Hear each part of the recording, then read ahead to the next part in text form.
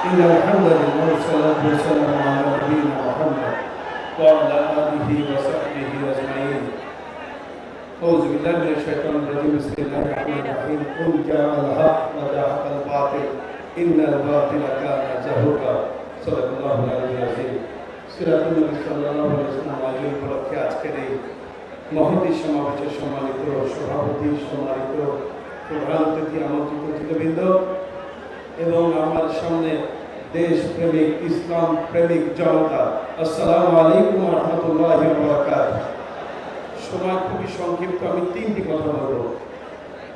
যখন যিনি সরকারে থেকেছেন, সিরাতুল নবী রবিউল মাস আসলেই তারা বলেছেন বিশ্ব মানবতার মুক্তিদূত মুহাম্মদ রাসূলুল্লাহ সাল্লাল্লাহু আলাইহি ওয়াসাল্লামের আদর্শই শ্রেষ্ঠ আদর্শ।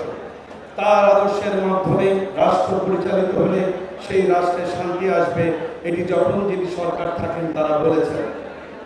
বর্তমান অন্তর্বর্তীকালীন সরকারের কাছে আমাদের আবেদন, আপনারা যেহেতু সরকারে আছেন, আজকের এই রবিউল আউয়াল মাসে আপনাদের কাছে আমাদের আবেদন, আপনারা সেই বিশ্ব মানবতার মুক্তির দূত মুহাম্মদ রাসূলুল্লাহ সাল্লাল্লাহু আলাইহি ওয়াসাল্লামের আদর্শ অনুযায়ী রাষ্ট্রকে পরিচালনা করেন এবং এই রাষ্ট্রকে মদিনার সনদ অনুযায়ী, রাসূলুল্লাহর মডেল অনুযায়ী রাষ্ট্র পরিচালনার জন্য আপনারা আইনি পদক্ষেপ গ্রহণ করেন। এটি হলো আমার প্রথম কথা। দ্বিতীয় কথা, আজকের এই সিরাত মাহফিলে আল্লামা সাঈদী থাকার কথা ছিল। খুনি হাসিনা তাকে পরিকল্পিতভাবে হত্যা করেছে। আমরা খুনি হাসিনার বিচার চাই। আপনারা চান না?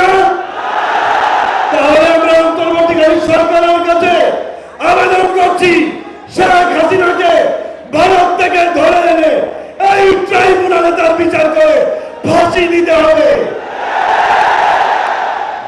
তৃতীয় কথা, শেখ হাসিনা বলেছিল, শেখ হাসিনা চেয়েছিল বাংলাদেশ থেকে ইসলাম নির্মূল করতে, যার কারণে 2024 সালের 1 আগস্ট বাংলাদেশ জামাত ইসলামী এবং ইসলামী ছাত্র শিবিরকে তারা নিষিদ্ধ করেছিল। কিন্তু আল্লাহু খায়রুল মাকিরিন, ওরা আমাদেরকে নিষিদ্ধ করাতে চেয়েছিল, আল্লাহ তাআলা ওদেরকে বাংলাদেশ থেকে নিষিদ্ধ করে দিয়েছেন। সুতরাং এটা পরিষ্কার, এই দেশে আর কিছু থাক না থাক, ইসলাম থাকবে ইনশাআল্লাহ। শেষ কথা, 17টি বছর বুক ভরে বুকের সমস্ত শ্বাস দিয়ে স্লোগান দিতে পারেনি। আজকে একটা স্লোগান দিতে চাই।